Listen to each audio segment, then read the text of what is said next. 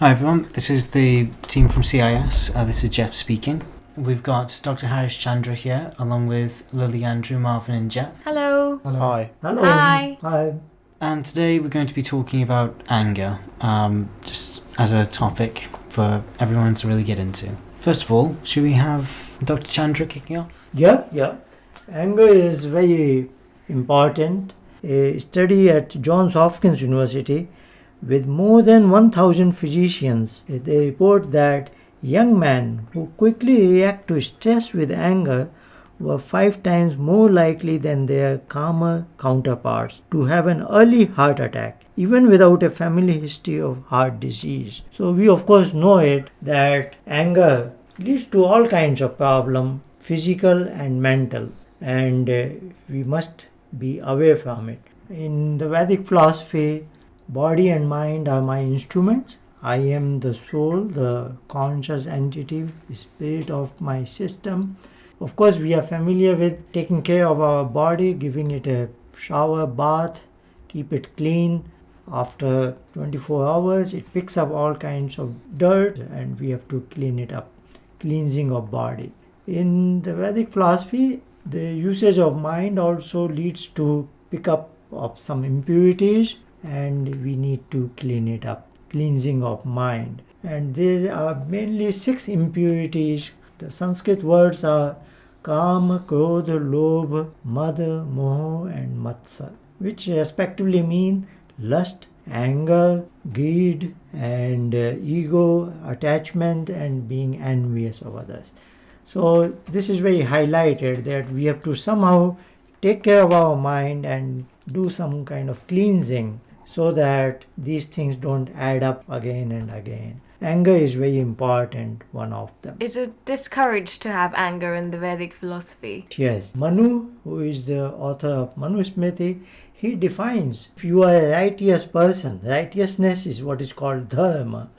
If you are really a noble, good human being, then you will possess certain 10 characteristics. Dhriti, Kshama, Dam, Asteyam. Patience, forgiveness and so on and so forth. And one of them is akrodh, means lack of anger. You won't show up even if there is a provocation, you won't get angry. So if you are really a righteous being, then even if you are provoked, you should not exhibit anger. It should be not part of your behavior. That's quite interesting. I mean, how would you define anger in terms of the Vedic philosophy? That is also interesting. If I borrow from Patanjali, who is the author of Yoga Sutra, teaching us pure meditation, etc., he tells us Sukha, Dukha, Punya, Apunya, and Mati, Karuna, Mudita, Upeksha, Chitta Prasadanam. For my own well-being, I must interact with others in a particular manner. In particular, those who are giving me goodness, that is called punya, and those who are harming me. So he is with very positive attitude. He doesn't use the word pap. For those people, he is just saying apunya, means they are not giving me goodness. And then what should I do with them?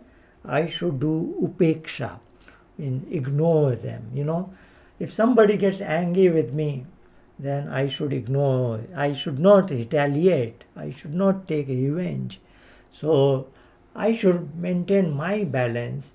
It is good for me. That's what he's saying. Chitta prasadanam. If you want to be in a calm state of your mind, peaceful state of your mind, then you should not, of course, get angry. And even if somebody gets on you, you should not retaliate. You should remain calm. That's his way of saying. Anger is not very desirable. Like Mental Health Foundation of UK says that anger also increases the production of adrenaline, a hormone produced at times of stress. Even modern scientific studies point to the same thing, that we should avoid anger. It's quite interesting because you mentioned adrenaline, and I just have something to say from what I know. The production of adrenaline in the body, I suppose it happens when you're in a stressful situation. Mostly it's also driven by your survival instincts. For example, if there is some kind of attack on you, and your fight or flight kind of a reflex takes place. And that's when your adrenaline is really pumping and you have to make a choice.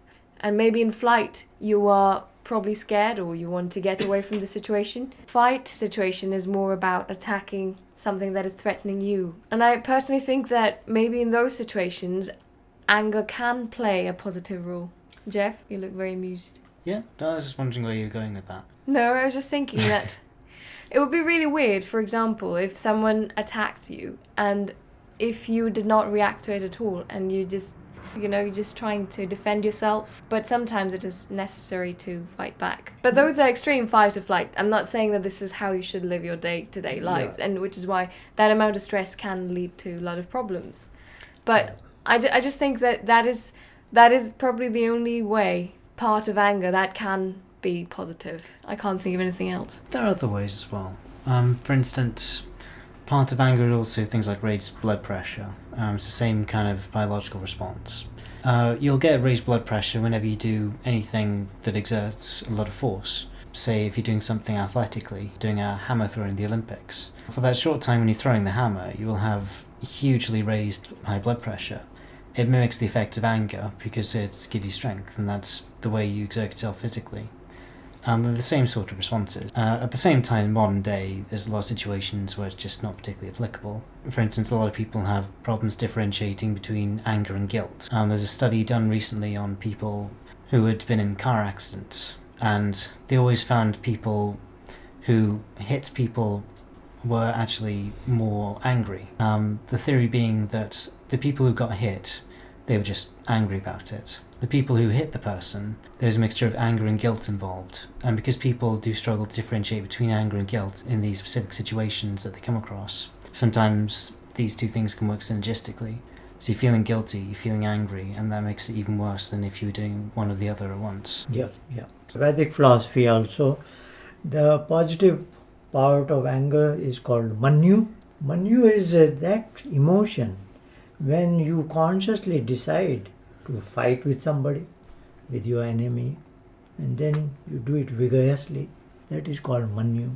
Anger is undesirable in the sense it is just you are venting out something, your frustration within. So that kind of thing is undesirable. But a considered view to fight with an enemy is a very necessary thing. Marvin, have you got something to say from... People are more impulsive in those times. There's an increased amount of activity in the brain when people are angry, in the area of the brain that is, that takes of logicality and rationality. And when people are angry, that's the area where there's increased brain activity.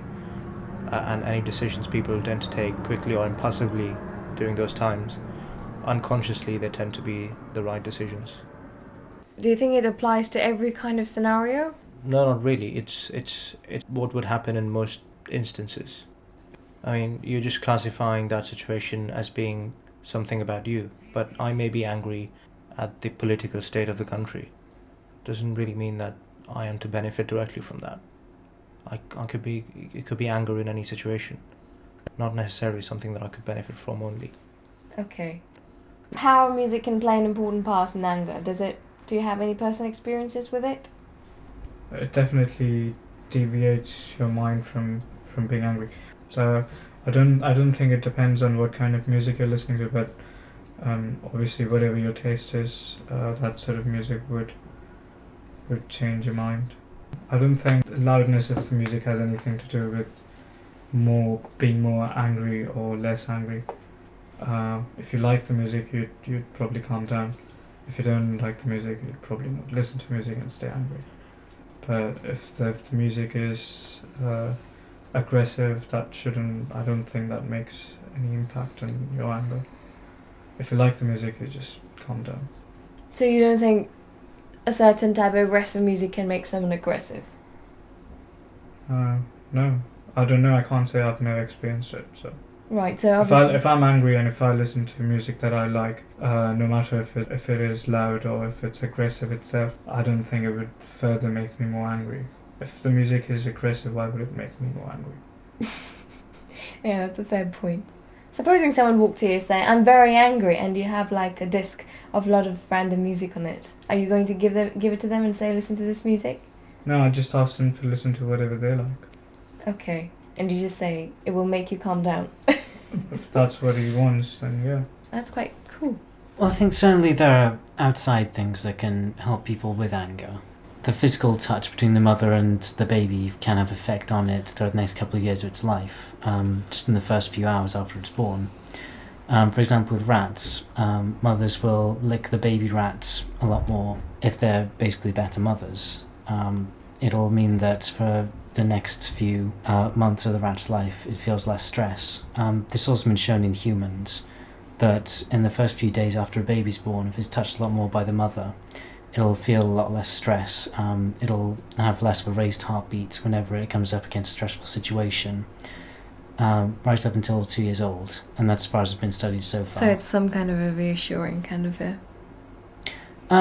Yeah, it's a reassuring thing. It's also a bit of a genetic thing. For instance, the field of epigenetics is quite a recent one, but it shows how genes can be affected by outside stimulus.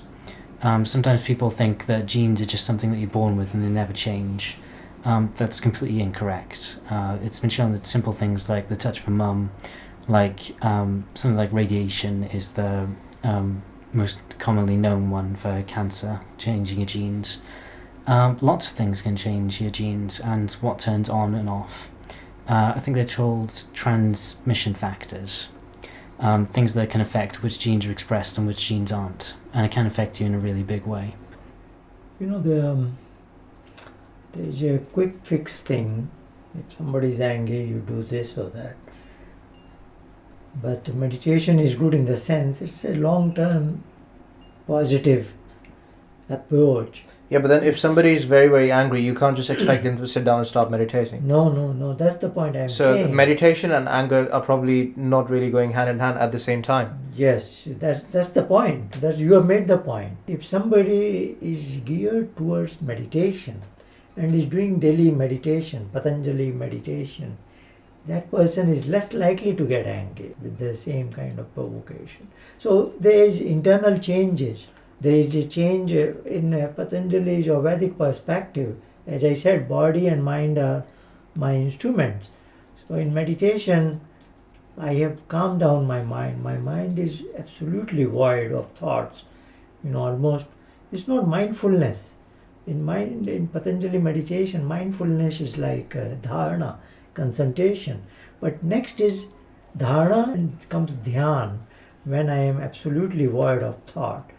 In that occasion, what is happening is you are disconnected from your mind, and then mind is washed out. It's mind cleansing. That's what we started with.